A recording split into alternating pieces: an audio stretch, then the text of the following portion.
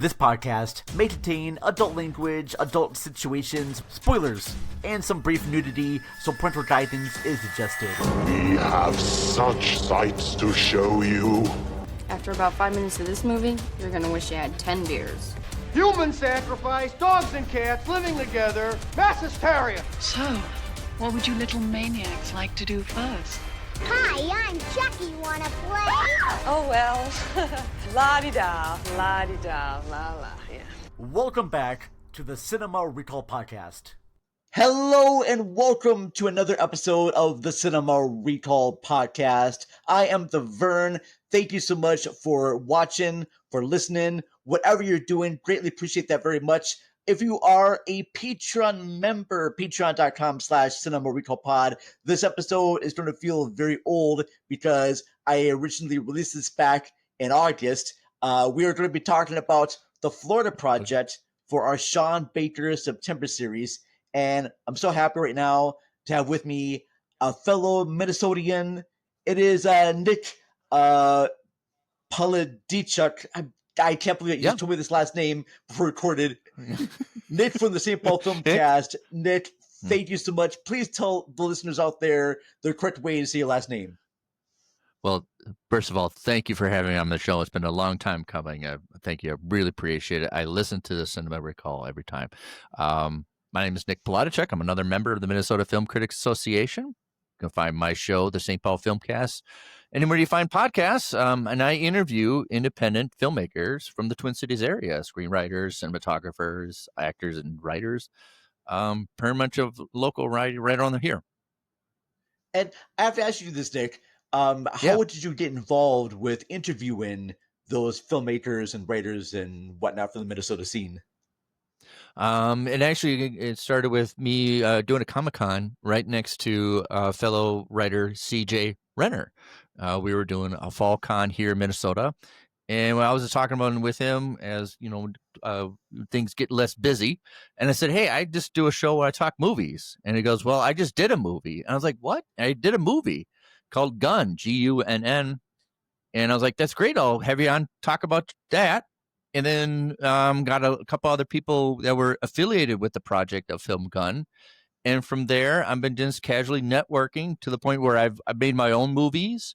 I'm working on doing my own animation short film too. And I'm working on making another short film coming up next year as well. Oh, Nick, that is amazing. Has your films played at any local film festivals at the Twin Cities Film Fest or? Yeah. My last one I made was called Cycle. And we got submitted to some other film festivals. It did win a couple awards out in LA. We did I think it's called the indie short films.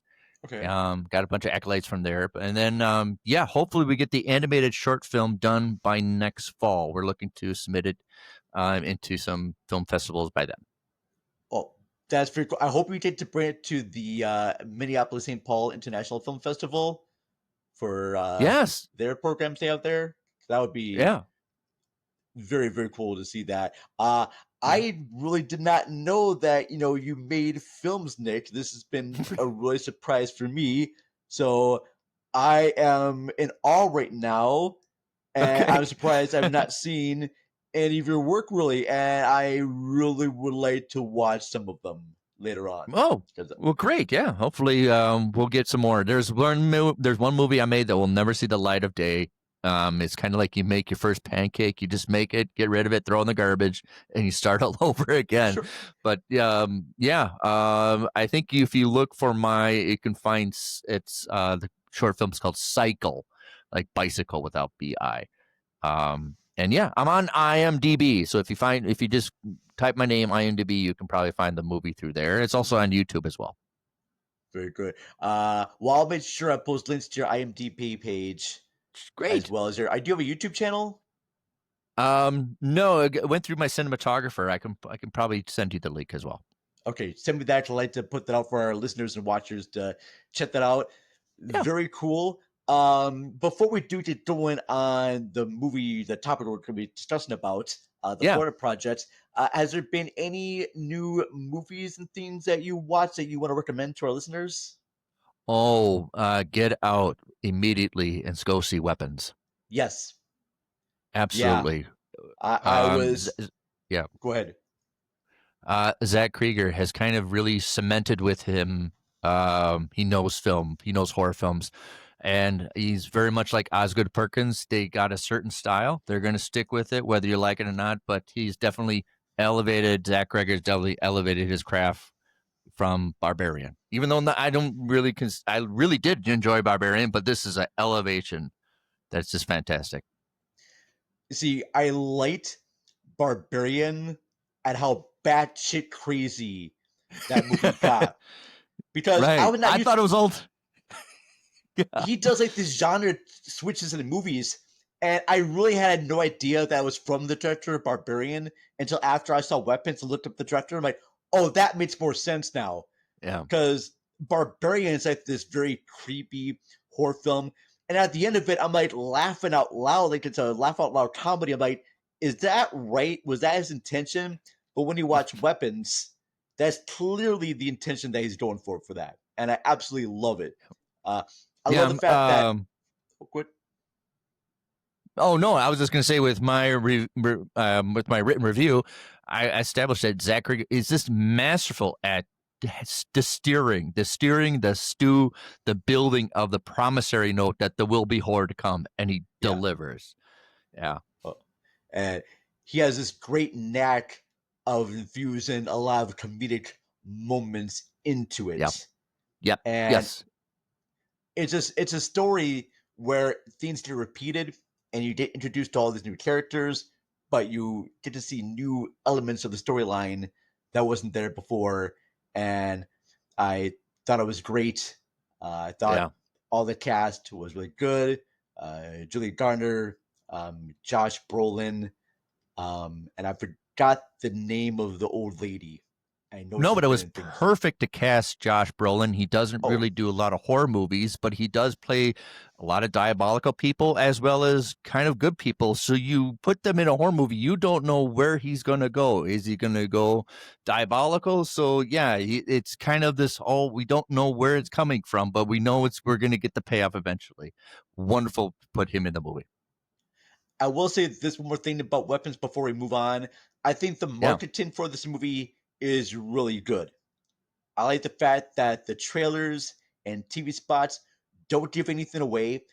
And I love very much in this day and age of like doing spoilers that no one has really spoiled the outcome of this movie. Like everybody wants you to go out and see this movie in theaters. And I am very appreciative of that. 100% agree with you. Yes, absolutely. Great promotional. Very much as well. All right. Well, we're going to begin to our conversation about the Florida Project. Before I do that, I've got some little trailer to play for the Florida Project. So give me 1 second here. All right. Failed as a mother, Mooney. Yeah, Mom, you're a disgrace. You don't think everybody knows what's up, Halley? The man who lives in here gets arrested a lot. These are the rooms we're not supposed to go in. New job? Yeah. If you're working, who's looking after Mommy? You're not my father. I don't want to be your father. Can't treat me like this. Let's go. Come on. Have a nice day. Love you, Bobby. I love you too. So the Florida Project is directed by Sean Baker. And I want to ask you this, Nick. What is your history with Sean Baker movies? Actually, this is the first one I seen of Sean Baker when it came out in 2017. And eventually I went to see Tangerine. And then I missed Red Rocket. I saw Anora. Then I went and saw Red Rocket. That's kind of the order I've seen Sean Baker's films. So this is actually the first time I got to see it. Was the first Sean Baker film. This is it. This is my first Sean Baker film too that I saw. I saw the Florida Project on an airplane heading back from Vegas of a friend's like bachelorette party. And I remember seeing trailers for this. And as I'm watching the film, I am almost like horrified by what I am seeing in this movie. This mother just being rude to everyone and kind of being what I felt like is being a bad mother, and like these kids getting away with stuff. I'm like, oh geez, someone should like stop these kids. But as I'm watching it, I found myself just like growing into these characters very much as I'm watching it, though. Um, Now, for me, I knew about the Florida Project first, and then I knew Yeah. about Tangerine. I thought Tangerine was Sean Baker's first film that he did. I didn't realize that he made 3 other films before that, with Takeout, Starlet, and The Prince of Broadway. And I Right, know that right. Tangerine got to be famous because he shot everything on a digital iPhone, and this is the first film he actually shot on actual film, and it was released by, was it A24 that brought this one out? Yes, they did. You're Yeah. absolutely right. So Yeah. very good to have a project like that. But let's get into kind of your first thoughts when watching this for the first time. It has a wonderful, refreshing, almost childlike view of what's being transpired. You get the whimsical of kids just being kids. You get the angles of it, of just their point of view. You understand that the kids just want to almost treat the world as a playground. And you get to almost, in a sense, this wonder. It looks the colors, the pastels, even though it's kind of the setting for the environment, but also get the setting for the mood. It feels very almost freedom like. The kids are kind of just being kids, but also it has this undercurrent that all is not well played throughout with the music. And not to mention you have the beginning of the movie, the kids are just spitting on a car, right? Yeah. But it's the 3-shot tone of how the kids they don't know the consequences, they're just having fun with it. And I think Sean Baker's wonderful at crafting that the fantasy, but also eventually reality is going to come and it's going to hit hard. I think it's great for Sean Baker to sort of like have the movie be done through like the kid's eye perspective, because that's the whole notion of the movie here. You have Mooney, played wonderfully by Brooklynn Prince. Absolutely wonderful. And then you have the other 2 kids, Scooty's played by Christopher Rivera, and Janzi is played by Valeria Cotton. And I thought those 3 kids were just very beginning. And at the very start of the movie where little kids calling out for like Spoonie and for Mooney, and it begins with that celebration from Cool in the Game. I will say this: Sean Baker does the best job of matching music to titles that I think any other filmmaker has done, and it puts you into that mood where, hey, things are going to be light and breezy and fun, because according to those kids' characters, it's a celebration. And the way that he frames all these landmarks in Florida's, the movie takes place at this hotel that is about a few miles away from Disneyland. It's this hotel that's meant, for marginalized, for poor people. And I know those hotels because I used to live in one. There was a hotel that became an apartment building, and I lived there for a couple of years. And they charge you every week, is what they do. Yeah, and just so like in the I know other places I lived at, and I had other neighbors around the area too that I used to meet at bars later on. So I know that area, and the fact that Sean Baker shows all these big Florida landmarks, almost from like low angel to high angel, and shows like the Florida Orange Stand or the ice cream stand. These things seem giant to kids, and they seem like these big giant amusement park elements, and I really kind of enjoyed that. Yeah. And wonderful with the setting. And not to mention that Sean doesn't really outright tell people, any character he has, these are bad people or these are good people.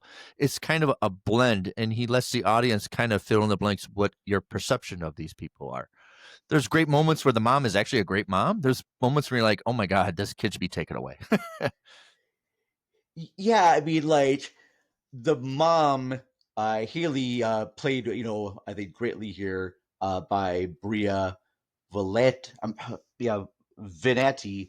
I thought she did like a really great job. And the funny thing too is that she was discovered just through like Instagram and stuff right there. In fact, I have a small little clip I'm going to play of her interview on here. Give me 1 second. Wonderful. I don't know how he found my Instagram, but it happened, and he reached out to me through email, and we just talked, and for a little bit, I just thought someone was like playing a joke on me, because you wouldn't think that you would get an opportunity like this through social networks. Social networks made your dream come true. Yeah, they did. You're gonna be late again. You gotta let me know. It was due yesterday. Yeah, that's right. It's due yesterday. What else? Why you gotta count it like I'm broke? I just gotta make sure. Gotta make sure what? It's the right amount. It's a simple thing. I just counted it. I can't count? You think I can't count? Listen, honey. I trust you. Do you? No. You gonna put that in there? May I count it? May I count it? Good girl. You got your rent. Let me count it. Get out of here. Bye. Bye. The other voice you heard that scene is, of course, the great William Dafoe. And I think it's great how Sean Baker puts famous, more established actors in with like newcomers. And everything just feels like organic and real. And you totally buy it. You totally buy that William Dafoe is the manager of this hotel. He's not this famous actor. You totally believe it in all the mannerisms that he's had enough with all his customers and just wants to work in quiet. Yeah. Totally buy into it. It seems like everyone treats him like being that manager of that location. He's Bobby. He's not the movie star William Dafoe. Like when there's a scene where the power gets shut off and everyone's like getting mad at him, like, come on, guys, just pay my rent. Can't believe this shit. They're yelling at him. And then once he's part back on, they're like, oh, thanks, Bobby. We love you. It's like, yeah, I love you too. And Bobby seems to have like his own issues with all the patrons there, but it's clear that he likes them. And even though he has issues with Halley and the problems that the kids do to his establishments because they do mess things up, he really does care about these kids. And not only that, too, it seems that everyone in this hotel community sort of does care about each other. Yeah. Even so much that after the kids spit on the car, and there's that confrontation that the mother has with Halley and with Bobby as well, and the kids get to play or get to clean the car, the girl that they originally, spit on, she wants to go and clean the car, and they want to be friends with her too. And it feels like the way that the moms bound together with just having a simple cigarette, and now they're friends even though they live in separate things. There's the way that arguments can be solved and friendships can be formed. I found that to be a very cool thing. Yeah. Yes. And Sean Baker has a wonderful way of presenting out front characters or people that kind of go under the radar of society or a little bit on the fringe of society's norms. You understand these people are kind of, maybe you won't recognize them out in the street, out and about. They're not sometimes even the hero in their own stories. And he has a wonderful way of, through the lens, not really being judgmental about it, presenting these people that you probably just drive by and ignore. Yeah, he wants to give a voice to like a lot of these marginalized communities. Yeah, that's the word I'm looking for. Perfect. Yeah. All these people that you want to ignore and just not even think about. And Sean Baker, puts a camera on them, and you just get to see their turmoils. And I do want to start a little bit here on Halley, the character played by Bria Vinaite. I thought her acting was good, very naturalistic. Even when I saw interviews with her, it seemed like that's who she is, even though I know this is a fictional character. Do you think Halley is a good mom or not? Because I still wrestle with that. Right. Like I said, there's moments where she's fantastic. She's doing the best with what she has. But when she's kind of sabotaging her own way also, she's kind of one of these people that get in her own way of success, Not to mention, she likes to play the victim also, that the world is inflicting it. I'm a survivor. And she actually is. She's a wolf Yeah. survivor. But she plays this the world is against me card throughout, which leads into a danger thread of selling herself Yeah. to make men's. And it's shot really, really fantastic. It's not exploitative. No. But she puts the daughter into the bathroom, and all we see is just the daughter, the kid being a kid. We don't even see just playing in the bathroom, and so we'd see the door open and realize, oh, mom's not alone. And Sean Baker allows our brains to fill in the blanks. It's not shot. It's not, we don't see anything, but No. he lets our minds fill in the blanks, and that's wonderful storytelling. It's very much wonderful storytelling. Yep. Yeah, because Haley even says early in the film too, she's trying to get help with like food stamps and unemployment benefits and whatnot. And she says, yeah, I'm a dancer of this club, but I got let go because I was not giving out, freebies to the customers. I was not performing essential favors to the customers, and that's why I got fired. So she has worked in the industry, and I can see that she does care very much about her kid. And I know she's doing her best by, selling, jewelry and everything like that there too. I did not understand why didn't she just get a job working at the same place that her friend Ashley got a job at and just do some work there, or even work at the hotel too. I know she and was. I feel like when you see the movie, and this is my third time seeing it, you get the sense that Haley feel like that's beneath her. That even though working at a strip club has glamour to it, and she's this kind of glamour. And I think you're right. Why don't you just go work at the restaurant place? You have a person, your friend, and that gets severed. So, like I said, there's a lot of obstacles she puts in front of herself that you think she would want to go on this road, but she takes the off ramps to go this way, and she wants to believe that these are the right decisions. And I understand about want to stay in the strip area too because it is glamorous and whatnot. I feel like if that's the case, there's probably other clubs you probably could have worked at besides that one. And my issue is this: that you have a child that you want to provide for. I figured you just want to do whatever you could to help provide for this kid instead of just doing these, get rich quick schemes as well. And if you're having like a hard time getting your rent paid on time, you probably shouldn't be picking fights with the manager. And Lord bless Bobby William Dafoe, because he actually does put up with a lot that I don't think other places would have put up with. And I know there's moments there too where he kind of loses it with her and says, "That's it, I'm kicking you out." But ultimately, he does still love her very much. One thing I forgot to mention earlier during our pre-discussion of this movie is that the Florida Project does not have a linear plot structure to the movie.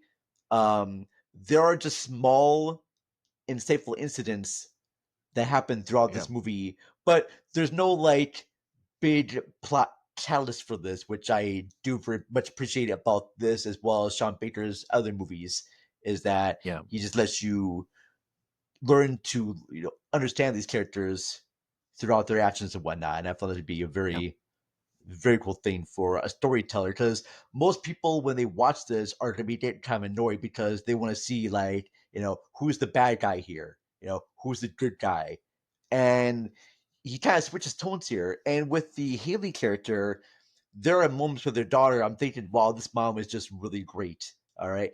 And then there are other moments, especially when they get stopped by the officer and she's yelling at them. Right. And also another scene too where they have to leave for 24 hours and they try to check into another hotel, but they can't get the same rate. And so she's swearing at them, and the kids hearing this too. Like, geez, mom, like, can you just watch around your kid right there? Because the kid's gonna hear this, they're gonna be like you. But yeah, so many conflicting emotions with this. Yeah, I think Sean Baker's wonderful at presenting the delusion. We buy into the dreamlike, surreal quality of it. And right, it feels a little bit like a dream. I always said, and I agree with Brad Bird, that dream movies are in between the dream and reality, just before we fall asleep, when we're not really asleep, not we're really awake. And Florida Project fits very much into that category. It is in that twilight stage of dreamy in reality a little bit.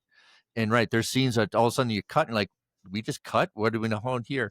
And it almost feels like, after my third watch, this feels like the little kid, Mooney, this feels like all that she remembers. This feels like a past and always transpired. It's almost feel like past tense, and we're seeing all the little trinkets that she remembers leading up to the end. Yeah. And probably the most wonderful. I guess we imagine too that Mooney has probably been living at this hotel for most of her whole life. Yeah. She only just knows this area, so she knows all the landmarks. So when she's taking Jancy and Stoney to all the different areas, it's like, this is my world. All right, I know about all these locations, landmarks. This is where I get free ice cream, and she knows about all the neighbors there.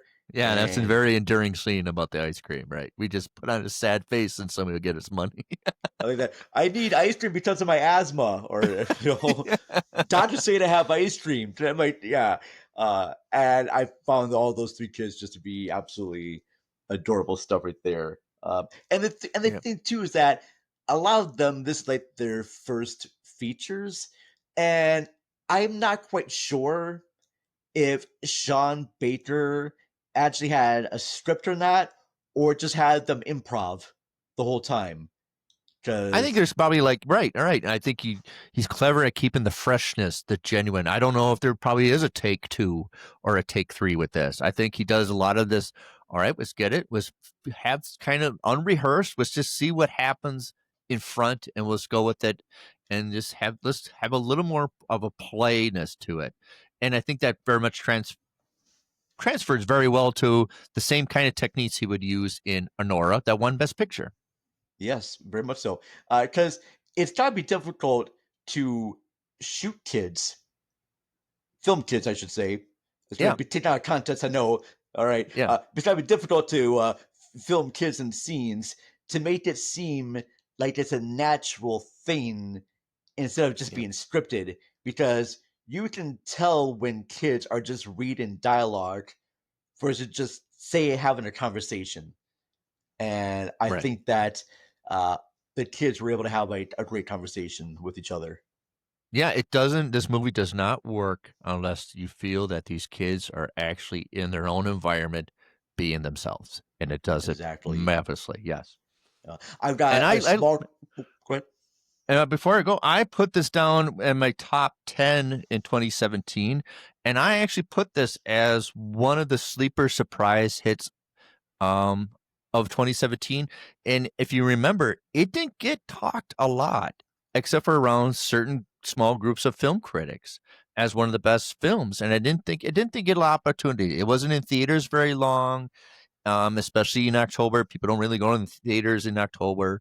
And this kind of went out. And at the end of the year, film critics, a lot of them put in their top 10. And so people didn't really talk about it until maybe after the winter of 2018 that this film got a lot of talk and discussions. And now after Anora, now people are going back and looking at this movie with different lenses. I know when I did first watch the movie, because for me, watching it for the first time, it felt very much like I'm watching a documentary about this hotel and this mother doing her best, but also being very horrible to other people. And I can tell she loves her daughter, but I'm watching throughout the thing. I'm like, that's not going to be a great environment for Mooney to live in. Her mom is kind of all over the place and everything too. But it wasn't until the very end of the movie where I felt, holy crap, I'm actually feeling something for these characters, and I don't want things to happen. I don't want these bad things to happen to them, because I like these characters. Because at the start of it and throughout, I'm just getting very angry and angry and like happy sometimes too, but mostly angry. But that last scene comes up, and I'll get to that later, where I'm like, I don't know what you did, Sean, but you are a genius at this, because I'm actually cared about these characters very much that I didn't much like at first. And he does that just by just showing these like almost like random scenes, because like I mentioned before, there's not a big plot element to it, and I just found it to be absolutely brilliant. It's wonderful presentation. I'm glad you brought up that it's a very documentary style. Not so much the style of the 70s, like The French Connection, where the camera is looking for where the action is. Here, Sean Baker sets up this kind of almost a still camera, but he keeps thinking a little bit off kilter. Maybe there's a door through the action. So we're kind of seeing this freshness of almost not, it's staged, but also organically staged. You know, we have the kids under the stairs playing. He sets up the camera there. But actually, a lot more of the action is happening off camera. That you see the adults walking past the kids who are still playing, and you're supposed to focus on the dialogue. That is textbook filmmaking 101, and it's gonzo too at the same time, because it feels genuine. It feels organic. We're focusing on the kids being kids under the stairwell, but you understand the tempo, the temper, and the setting is all the adults walking by, and we know it's Willem Dafoe, but we don't see him full body shot walking off camera marvelously. And especially at the end, you see the kids running, and the camera follows them at their level. You see you see the kids who they're not control their bodies very much. They're running, they're gangling, they're fumbling around, and that's the first time they get this kind of shaky cam. But you feel from the kids' perspective what Disneyland feels like that to them. Mm-hmm. Yeah. Very true there. I have a small clip I'm going to play right now of William Dafoe talking about working with Baker and the young actors. Okay, wonderful.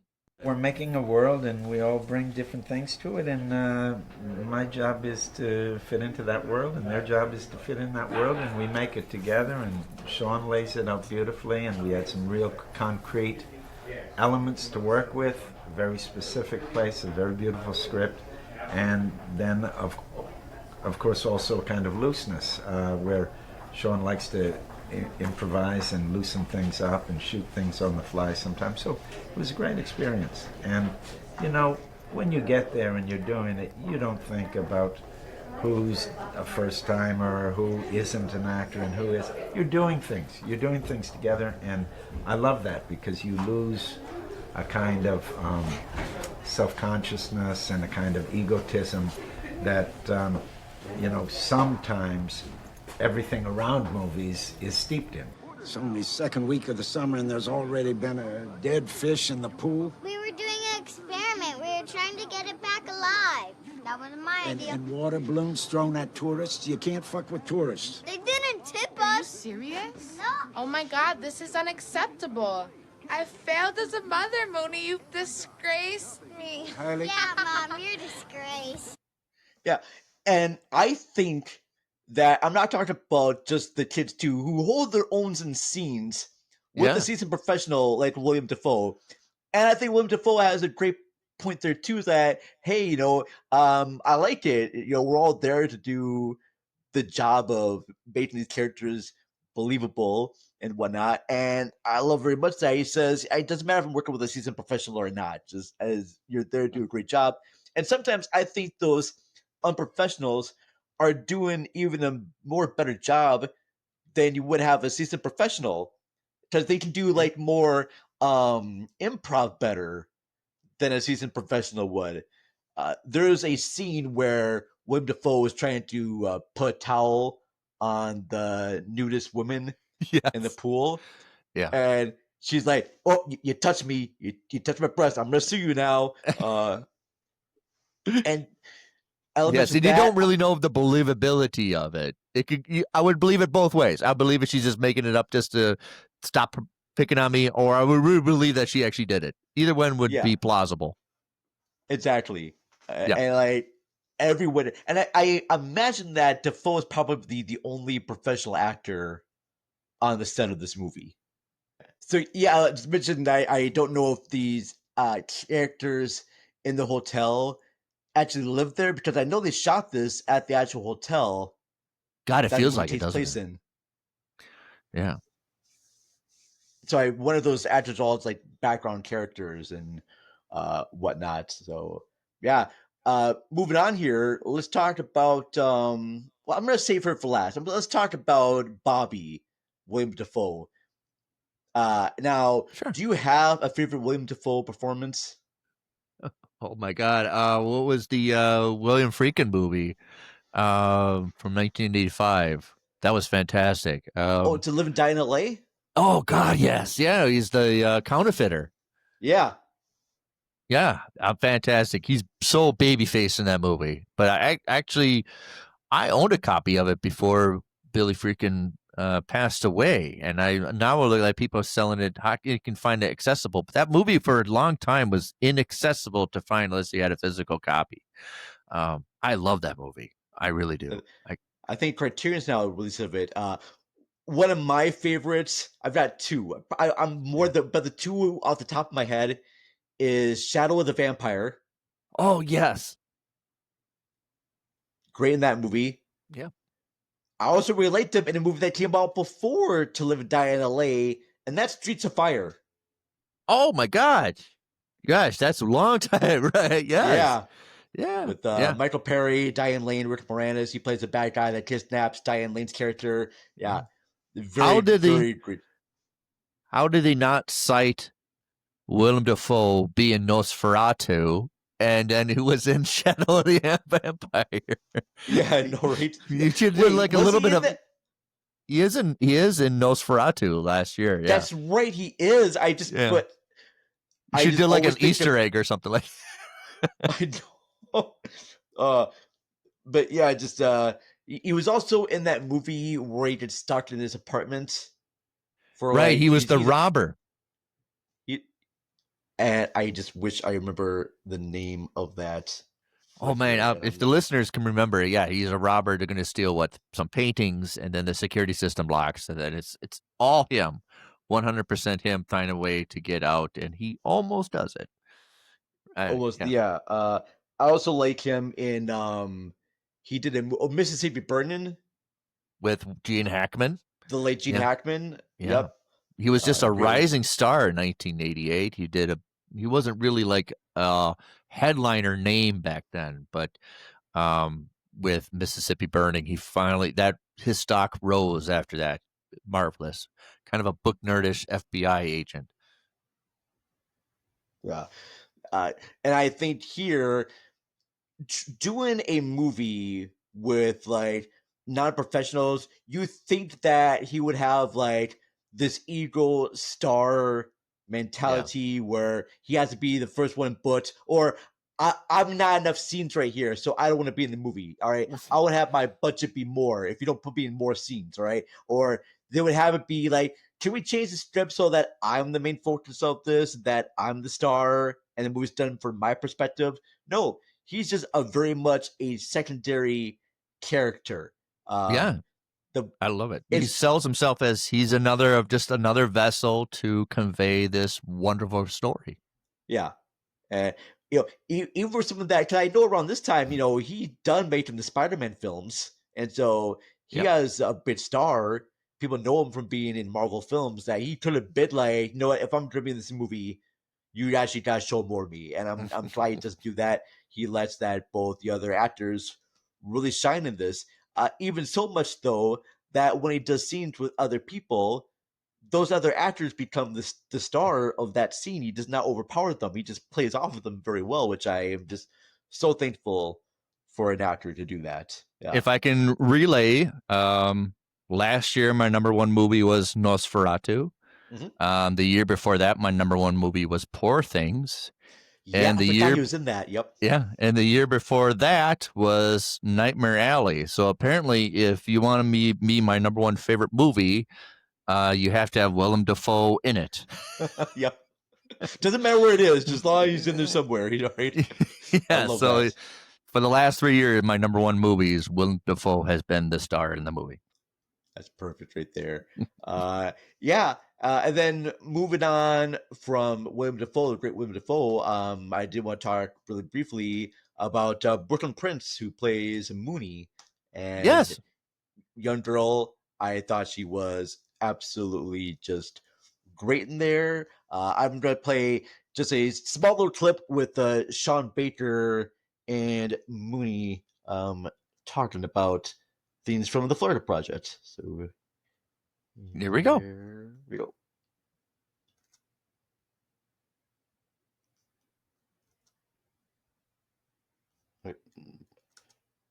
I always love to mix seasoned actors with first-timers and non-professionals. There's really that nice alchemy that happens when you combine all three, and something happens in which somebody like Willem, whose experience rubs off on the first-timers, and then what I've noticed, and I'm not sure about in the case of Willem, but with other seasoned actors I've worked with, the freshness and the naivete of the first timer sort of rubs off on the seasoned actor. So it's an interesting thing that happens, and it's exciting for me, especially as the editor of my film, to be able to play with that stuff in post-production and etc. So yeah, it's and this time around, we have.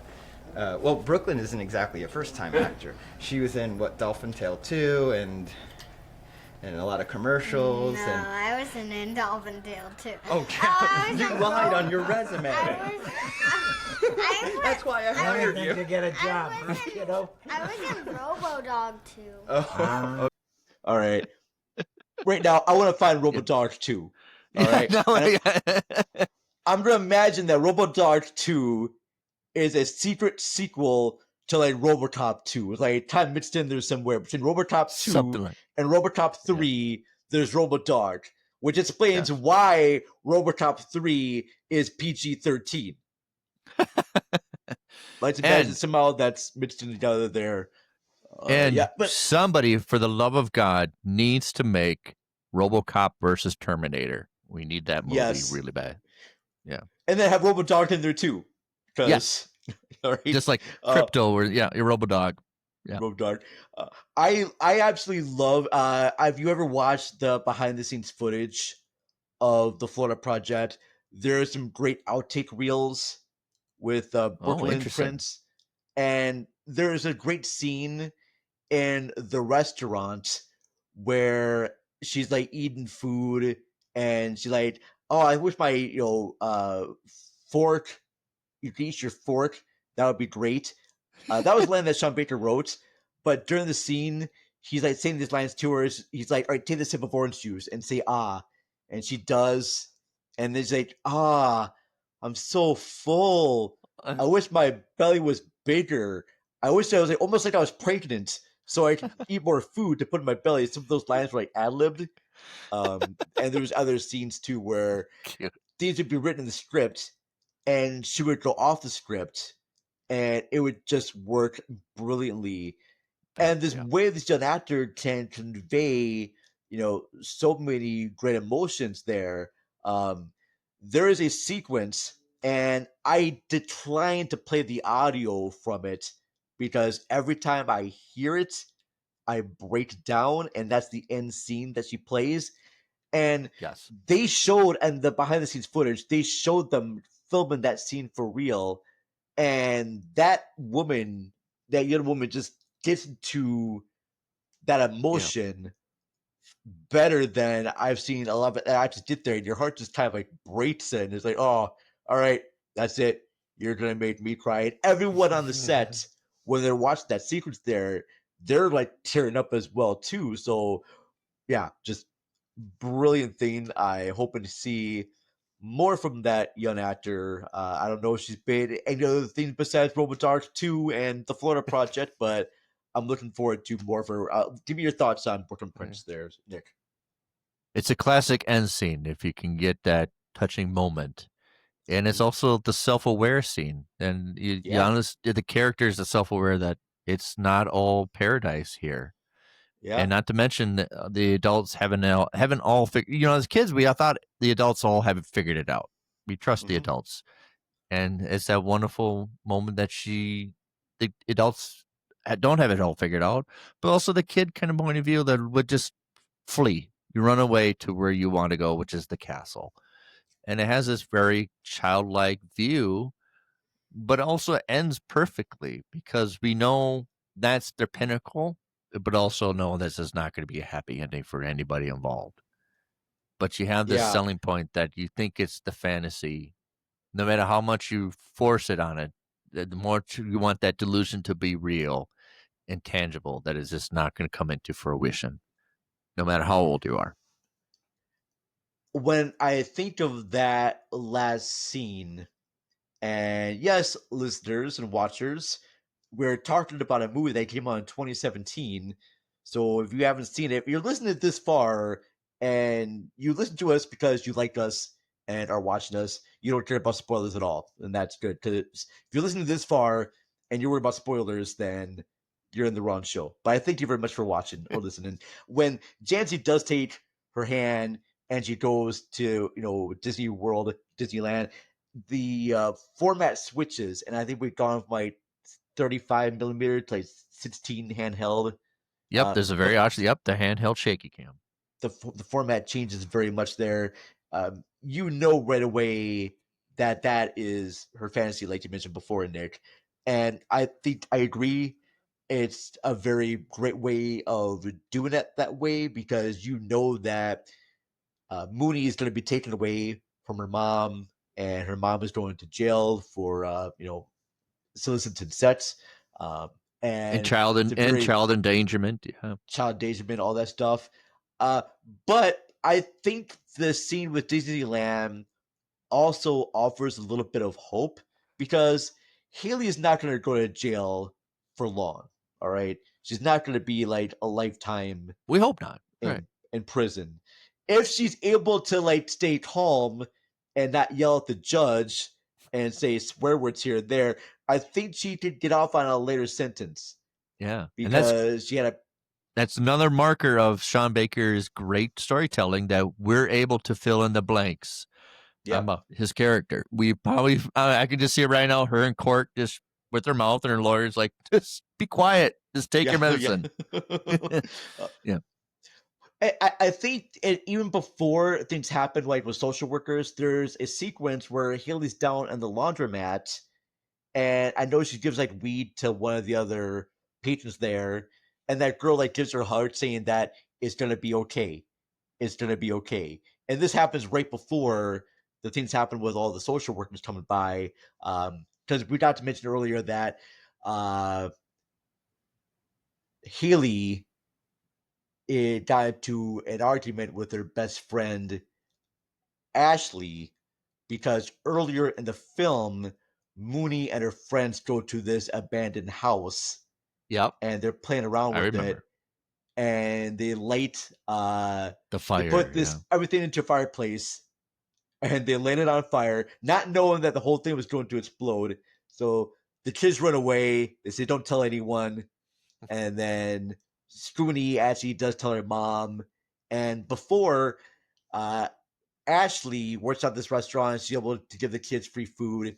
But when she finds out about the fire being let off, she's like, "No, my kid cannot play with your kid anymore." And Haley doesn't quite understand why that is. And I wish in that one sequence they actually had a chance to talk to each other or explain why these are. Because I imagine too that if Haley found out exactly why Ashley doesn't want Stoney playing with her, I think the friendship could work things out. And I believe that both characters don't really want to like communicate with each other. And it's from that lack of communication that, things get worse. Haley, goes downhill from there. Yeah, it's that wonderful staple of storytelling that your characters are going to do things that you wish they don't. Go to directions that you wish they wouldn't. And that's a great way of the trajectory could have been better, Haley, if you guys were able to communicate better.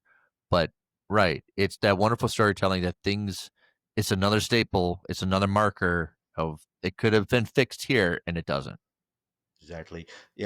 This movie is filled with a lot of like iconic scenes, and when talking about this film, it doesn't have a necessarily linear plot development, even though it does. I mean, it does not go cuts back and forth and things Nope. that you would see in other I know. movies. I agree. But I agree with I you. want to ask you. I want to ask you this, Nick. Do you have a moment in this movie that really speaks to you, or something that you really liked or hold on to? It's that scene where Willem Dafoe comes and protects the kids from, which probably is the predator. Yes. We don't see it outright, but we don't understand why this guy from New Jersey all of a sudden comes to this hotel in Kissimmee. He doesn't really explain himself very well, and why he's just loitering around the kids when he doesn't have a kid himself. Yeah. And he doesn't really explain himself very well. And it's wonderful craft of storytelling that you understand that these kids annoy the hell out of Willem Dafoe all day long, but he also protects them. Mm-hmm. And he understands that, for all their troubles, he still is looking out for their best interest, even though sometimes their parents aren't. And that is a great scene too, because those kids, they really don't have any idea about that guy's intentions, really. They're just seeing this, older kid just hanging around. And I like how Willem Dafoe handled the situation, because guys like, I just want some water. We want some water. Okay, I'll be just some water. It even shows the kids almost being confused about why they're kicking this guy out of the place. And I actually like that very much, because we know as viewers that this guy is a dangerous person. Yeah. The kids don't necessarily know that, because they're kids. They're innocent. They should not have to know about the type of evilness that happens in the world right there. And I think the way that Sean Baker shoots that scene, and great job to both those actors in that scene too. I don't know who the actors that played the pedophile right there, but I thought that It's an awkward exchange, calling out all his little, I'm here for water. Well, here's water. Now go away. Well, bye, and don't come back here again. Then you realize, now we know what's transpiring. Yeah. But also, it's a little slice of the entire film of these kids just want a little ecosystem, a little where they can just be kids and be safe. But you understand, they're out in the open, like an open nerve, where they're vulnerable at any stage. And this is not a playground, even though they treat it like it is. Yeah. And I love very much too that we can say that Halley does some like bad mom things. She does some great things. She takes Jancy out to see the fireworks for her birthday. Yeah, bad. I understand, like, she's not bad all the time, but she's not good all the time too. Just like everybody out there in the world. And I love the fact too that after the kids pull like a prank spin on cars, one of the kids' dad said, "No, that kid's gone for a week. After the crap he pulled, he's gone for a week. He's not coming out to play with you." All right. And then later on, that dad, after he has one of the kids move, he's like, "Here, I can't bring all these toys. Here, kids, have a free toy." And it seems like everyone that I would love to live in that hotel with those same characters. There would be some. It would not be boring. It would not. No, not at all. No, it would not. There would all be something going on there for sure. Yeah, and all night, all day. Yeah. It would be a situation that I would be kind of afraid to live at, but also I would be okay. No, there's a great point of they're all watching TV, but what's happening out in the parking lot is far more entertaining than what's ever on television at this moment. And they all check out, and you see this drama transpire with cars and everything, and they're all watching it. And then the camera turns like, well, there's TV still on. There's something you can watch TV, but no, that's far more entertaining what's happening out here. Exactly. Oh, Nikki, I was going to talk about the scene with Willem Dafoe and the sexual predator. Oh, I beat you to it, but I'm glad you did. No, that's great. Okay. I think the moment that I really liked in this, oh gosh, it's gonna sound, it's almost that sequence when Halley and Mooney are in the rain. Yeah. And I'll say right there, my favorite moment is when the rainbow appears above the hotel. Or when Mooney, I like that one. Mooney's going on like little journeys with Jancy, and they're just going to see some cows, and they're like, "I told you I'd take you to the safari," things like that. And of course, I think that last scene. Every time I watch that movie, and for listeners and watchers that know, that very last scene of Mooney at the door of Jancy's, will always bring me to tears, no matter how many times I watch that. Right when I see her eyes like crinkle and her face scrunched up there, I'm like, okay, yeah. In fact, right now, as I'm thinking about this, I'm starting to tear up right now just thinking about this, and I think that's just one of the most powerful scenes out there. There's only two other movies that do this for me, cats. Okay. One is the end of 13, when Holly Hunter is holding Evan Rachel Williams and looking at the stars. Yeah, that right there. Yes. Breaks me. And I always break at the end of Beauty and the Beast. At the end of that, the animated movie where they're like, right when you think the Beast is dead right there, and it's like Bella's right there. Yeah, I'm just gonna like tear up at that moment. It's an automatic for me. I'll never go back to watching it either, even though it's good, is when Dumbo is able to visit his mom. Yeah. Oh, yes. That does. I can't watch it ever. I'm done. I can't do it. And then she sucks her trunk out, and they hold trunks. Oh, yes. Yep. And then that's it. That's the last time he ever sees his mom again. Yeah. Oh, damn it. Oh, so good. But yeah, I know. And that's my one. I can never go back and watch Dumbo ever again. Oh, that's a damn cool one too, Nick. I didn't think about that. But yeah, there's just so many, and I know that people may get annoyed by the lack of traditional storytelling in this movie, or they may get annoyed that the mom doesn't so much make a change for the better. Did you think a story like this, that Haley would do something to make her life better, and she doesn't? She just keeps making bad decisions, really, after like bad decisions. But you know why it is for her to make those decisions as well, because she doesn't really have any other options. And no, I like the bookend support system. Just want to bookend it with my previous statement that in this movie, you're not the hero in your own story. Yeah, that's true. And no matter what Haley's going to do, all the actions, even though she believes it's going to be the right action or helpful, it's not going to be the heroic stance that she thinks it is. And it's another staple of this movie that kids pay the price for adults' mistakes. Yeah. So I'll ask you this though: do you think that Mooney is gonna grow up to be like her mom, or is she gonna see the situation as like being something better? Right. I think from her, what we see through the movie, that she's able to probably sustain a livelihood on her own, that she could probably, when she grows up, be a little more stable, and maybe probably at the end do something of a social worker kind of construct. Or I can see her always want to be trapped into the fantasy land and just work at Disneyland for the rest of her life. Yeah. Something like that. Where she doesn't have, you don't have to accept the reality of what happened with your parents. You can always go back to Disneyland and just live in that fantasy forever. And that's probably some way of her therapy.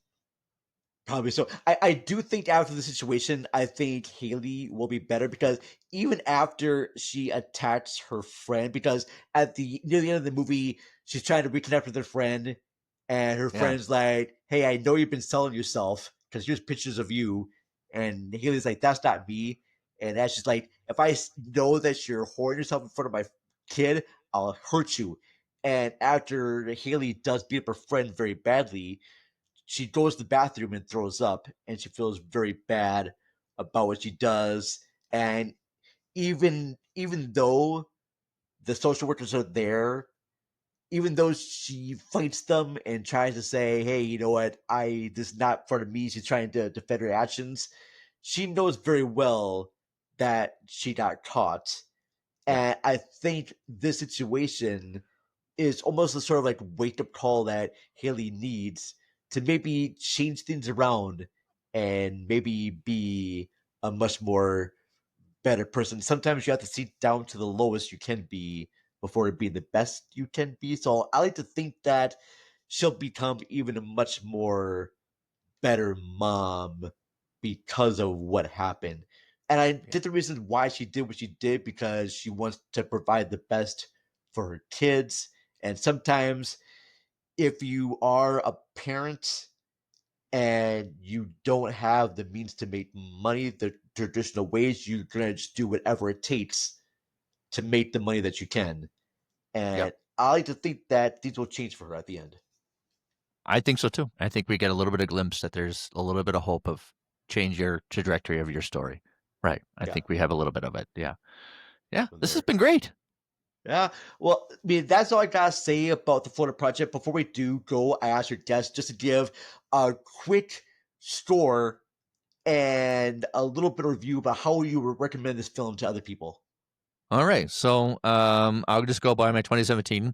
I give this a 9 out of 10. I rate a system out of a 10. Previously, maybe what really sells me is a wonderful craft ending. It doesn't linger. It has a wonderful stay. And this is kind of a freshness to it that feels like you said a documentary, but it's not a documentary movie.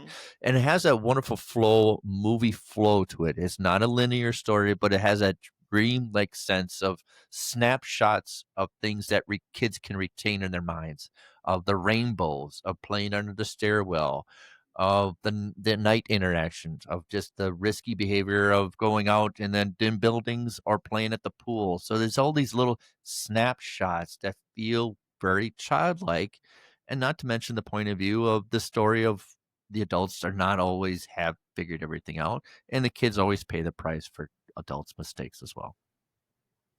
Wonderful. And if I had to do a top 10 movie of the century so far, it probably has to be talked in the discussions. I think this is a better movie than Anora. Yeah, I love Anora very much, so I'm kind of torn on that. But I will say that yes, I think this has much more emotional stakes higher than Anora, which I really love too. So I sometimes I go back and forth between the two. For me, I'm giving this one definitely a 4 out of 5. I think it's an absolutely just great movie.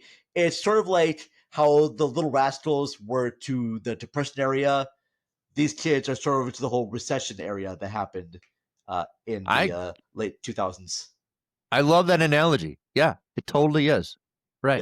Yeah, you're seeing everything from these like kids' perspectives, and even though things may seem bad around them, and you got these parents who are struggling, these kids don't see that. They're like, hey, we're getting fed, we're getting to see all these beautiful things, and we love all of our neighbors and our friends. We get to see our friends all the time. We're by Disneyland. This is great. It's like this, almost like this land of Oz that they're seeing in the background of like Disneyland. Like, hey, we're not going to get there now, but we're going to get there soon. It's going to be great. That's their dream they're going for.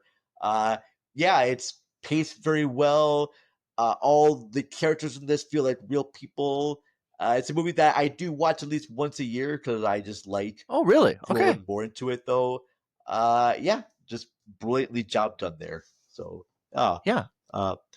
before we do go, all right, I'm going to play a quick ad spot from another great podcast show that you should definitely be listening to, and then we'll be back with our little closing thoughts here. All right. Okay. Wonderful. We got to take a short break, but Cinema Recall will be right back after these ad spots. It's a jacked up review show. It's a jacked up review show. Jacked up review show. It's a jacked up review show. Join your host Cam Sully each week as he chats with special guests to discuss many an insane movie and numerous cult TV phenomenons. Listener discretion is advised.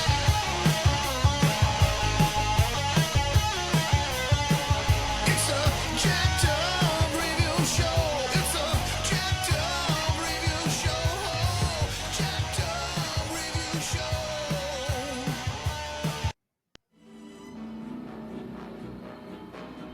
Get access to episodes early, uncut video footage, and bonus shows by becoming a Patreon member. Go to patreon.com/Cinema Recall Pod. And for just $3 a month, you will help support our independent podcast. Thank you so much. And now, back to the show.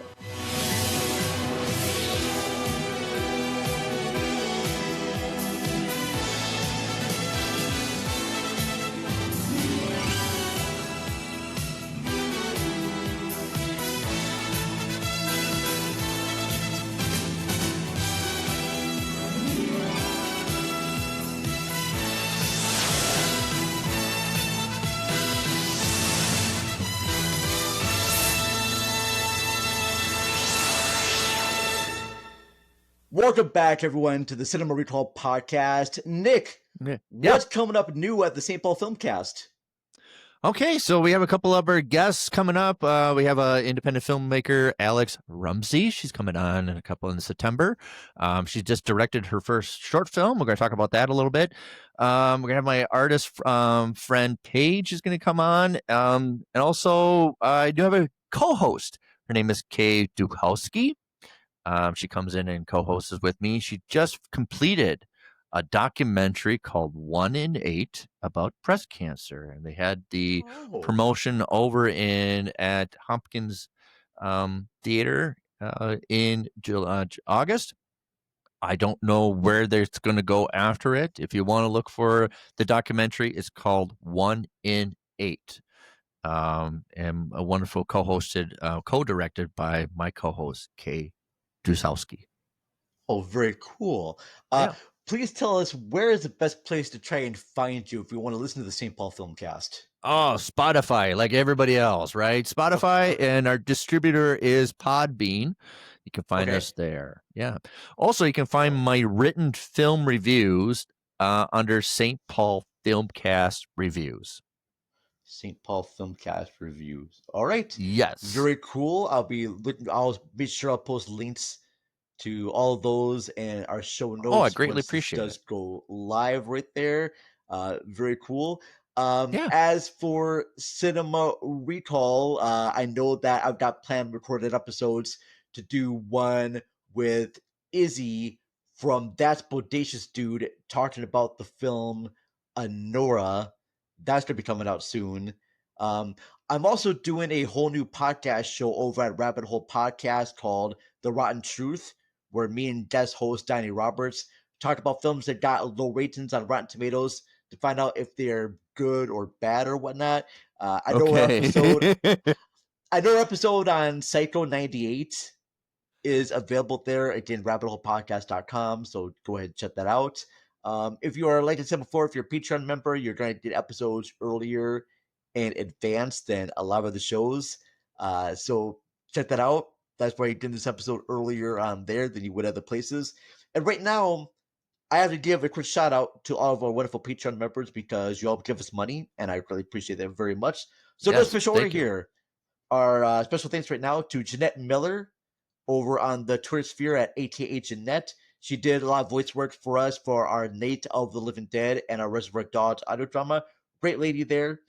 Jen McQuaid from Shot and Applaud, come back. All right, I miss you very much. As I love you giving me money, I'd rather have you come back and make more shows. So, love you very much, Jen. I want to thank Jason Soto from Rabbit Hole Podcast. Like I mentioned before, Rabbit Hole Podcast is a place where you can find new episodes of The Rotten Truth. I also was on a recent episode of Jason's podcast.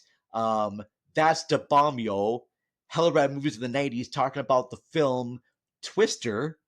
That was a lot of fun. Check the 90s disaster movies. 90s disaster movie. That's right. I was also guest on there talking about The People Under the Stairs and Showgirls. So go ahead and check that stuff out there. Very cool. Christian Hurst. He's an author who wrote the book Lily Starlin and the Salamander, or The Voyage of the Salamander. Thank you very much, Christian Hurst. Steve W. Steve, you don't have a site. I don't know exactly where you came from, but Steve, thank you very much. Appreciate you. Matt and Ashley of Mashley at the Movies, thank you very much. They just did an episode on the film Weapon, so be sure to check out their review there. Donnie Roberts, He's our co-host for The Rotten Truth and does our Donnie Choice episodes. Thank you very much, Donnie Roberts. And lastly, Linda Castro from Bed Knobs and Broomflits.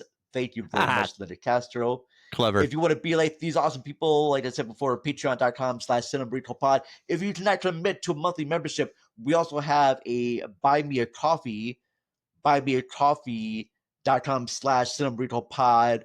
If you go to our website, cinemaricol.net, there are banners right there on the end, and I'll make sure I'll post little links in our show description that's there. You can donate $1, $3, whatever you want to donate to us there. Really appreciate that. But yep, that is it right now for Cinema Recall. Big thank you right now to our special guest, Nick from the St. Paul Filmcast. Thank Nick, you. I hope you come back on here, man, because I had a lot of fun. Oh, I would love to. And Jason, you have to definitely be one of our guests at the St. Paul Filmcast. Oh, I would love to talk movies, man. Love that. Yeah. I know something that we're going to be planning on later on is another audio drama project. I'm kind of working out some things there with that because I love doing those. That sounds so delicious. I might have Nick as being a guest voice for that one as well too. So wonderful. Cool That sounds enticing. Yeah, very much so. All right, folks. Well, thank you very much for watching, listening. Love you all very much, and I will talk to you all soon. Thank you very much for watching. Thanks for having me.